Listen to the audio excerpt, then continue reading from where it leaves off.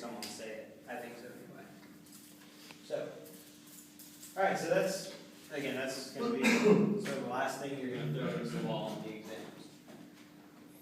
So that's. Do you have anything to add? Do you guys have any questions for us? I mean, Anything? I have one that I'm not going to understand. When you try to go with the to go with the moral obligation, and it's a completely different topic. Yeah, that's fine. When you go with the moral obligation, Yep. And let me get one step behind. In classic theory, you don't have consideration if you're using a past consideration. And if I do something for you and then you make a promise to me, we cannot say that the past is again because it's a past consideration. The thing is, with moral obligations, could you say that is, how can I put it, it's like evolution from that concept? yes. I mean, the moral obligation doctrine supersedes the past consideration. I mean, it's trying to correct past consideration. Yes. I think that's exactly Because right. I saw in one of Crespi's problems that there was one of the questions asked something like, could you find a contract using a past consideration or moral obligation doctrine? And I was just thinking that I realized that he was talking about moral obligation, but because he used the word the past consideration sentence, I don't know if there is the same, if they are related. They're the same because, like, if you look at Restatement 86, which is moral obligation, it says a promise made in recognition of a benefit previously received by the promisor.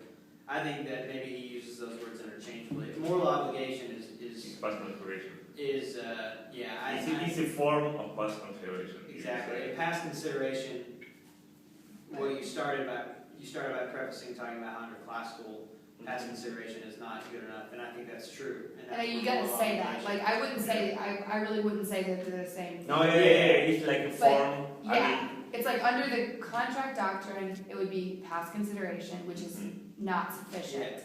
But under the same facts, that could still constitute a moral obligation. If it meets the conditions on Section 86. Yes, it's unjustly enriched. For example, you have the case of the reward. You remember that some deputy catch a felon. Yeah. And there wasn't a reward, but he didn't know about that. And when he went to the sheriff office he delivered the felon, but when he intended to receive the award,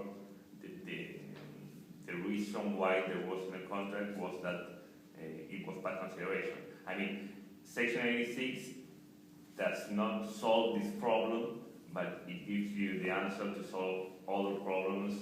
Yeah, so in your example, the sheriff catching the felon, if he didn't know about the reward, there's a little hook in Section 86 that if you do something sort of gratuitously, and then you later find out that there was this reward, and so then you're trying to say a moral obligation, then you can't do that.